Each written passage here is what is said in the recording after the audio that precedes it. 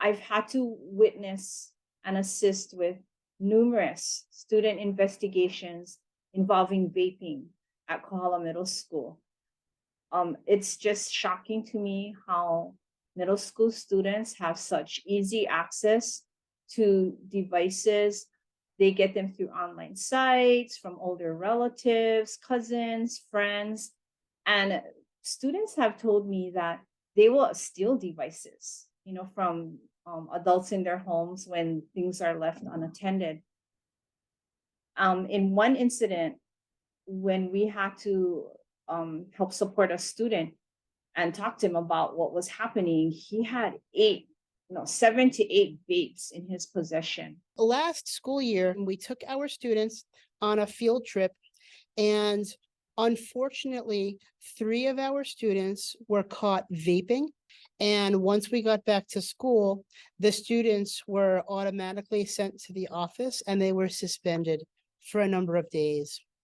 And that suspension led to an unfortunate loss of classroom instruction because they missed school.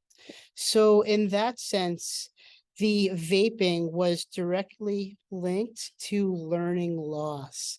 A lot of students don't eat breakfast and they skip the school lunch and they have hungry brains. So we're contending with that as educators, where we have kids that are not eating and then they're going to the bathroom and they're vaping.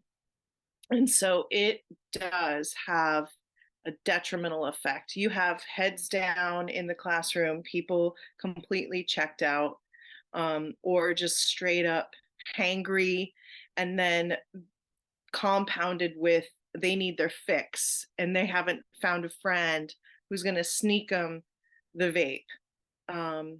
And commonly that exchange will occur in the classroom with your back turned, or in the hallway if you got teachers who are not monitoring the halls, or if they just can't get it, they'll try to go to the bathroom as many times to see who's in there. And so the craziness of it is that we're trying to teach them actual lessons, and we have people with clipboards coming around analyzing what we're doing as teachers, and yet these students are there at school not to get the school breakfast, not to get to school lunch, to get the fix from their buddies. The other thing is they're borrowing each other's stuff, which is really scary, because you never know what it's going to be laced with. I can tell you that at my school, we had like 4 different ambulance arrivals in the last year. So at Maiwana, there's kids that are like, they infuse the vape with THC. So our principal actually told us that a kid ended up getting sick because she was high after vaping and puked in the principal's office. It's nearly impossible to police the students because they'll go to the bathroom to vape and you can't follow them into the bathroom and see if they're vaping or not.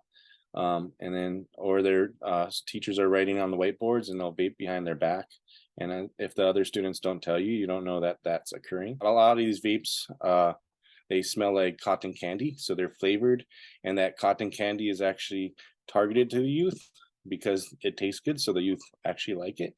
And a lot of the girls have perfume that smells like cotton candy. So a lot of times in the classroom, you'll think someone is vaping and they'll be like, no, it's just perfume. You kind of feel gaslit at the same time, where the student will be like, no, miss, it's my spray. And how dare you suggest that I'm vaping? Because I just like to carry around my spray and spray at random and over excessively in the classroom. What is your problem right now? Why do you have a problem with me spraying this perfume? And you're just like, wait a minute. You and I both know that that's not what's going on here. But then you're in this position of fighting a battle when you're supposed to be teaching a lesson. It's just so disturbing to me, to see it, to see how prevalent it is, to see how it's overriding the desire for an education, the desire to get a fix is like more important than learning the math equation or the topic in history that we're trying to teach. The vaping industry is not held accountable for causing the harm of our students who are suffering in schools. It not only impacts their academic performance, but also seriously damages their physical and mental health. Students who are addicted to vaping, they tend to be distracted in class, they cannot concentrate, they are anxious and sometimes violent. Other students are afraid of them. It creates an unsafe learning environment for them. It's really sad when we have to talk to the parents. They're like, what? My child is vaping? I didn't know that. And then so we have to support the families too, right? With educational resources and information about and guidance about the dangers of vaping.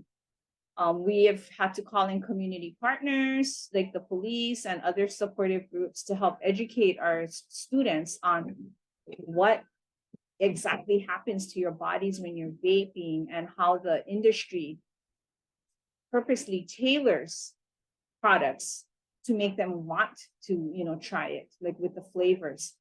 We spend a lot of precious school educational time informing our students about sales pitches, products, the media that are designed to suck them in. And my pun is intended. Legislators need to really look at crafting laws that will tell the industry to stop creating these sweet, attractive, colorful things that will be so exciting for younger people. Even if they can't get it, they'll try to find an avenue or way to get it.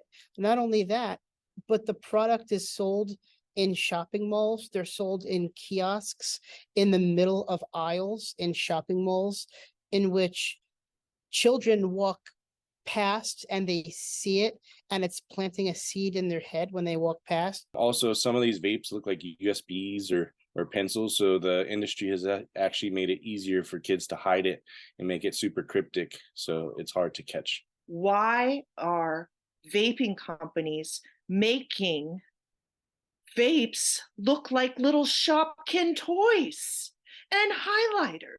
And why are lawmakers allowing it? It's a disgrace. And I find it infuriating as a mom that it's happening, because I know how susceptible kids are. And you get the wrong kid sucking on one of those things, and they're going to end up hospitalized or dead. And these companies don't care. They just care about how much money they are making. And so that's the point of law and order, is to regulate when capitalism runs wild. So I hope that the message that lawmakers hear is, even though they may not see it because they're not in the classroom or they have really good children that do not do this sort of thing, I hope they understand that even good children are really good at hiding things. It is clear that the industry is targeting our students and trying to get them addicted when they're in third, fourth, fifth grade. And by the time they're in middle school, they're already addicted. So it is definitely an epidemic that we need to solve. And we need to make sure that we empower our schools in order to use all the devices and all the tools necessary to help kids not get addicted. To me, it's so scary that these kids are ingesting just straight up chemicals that we don't even we haven't seen the full effect of what a lifetime of that looks like. We see what a lifetime of cigarette smoking looks like, but we don't know what vaping looks like for a lifetime. And I think that's really scary. We need someone to step up and be courageous enough to regulate this industry, to say enough is enough. You have made enough money off of our children. We need a hero in this story, and it's going to be with our lawmakers. I'm wondering which lawmaker wants to be the hero.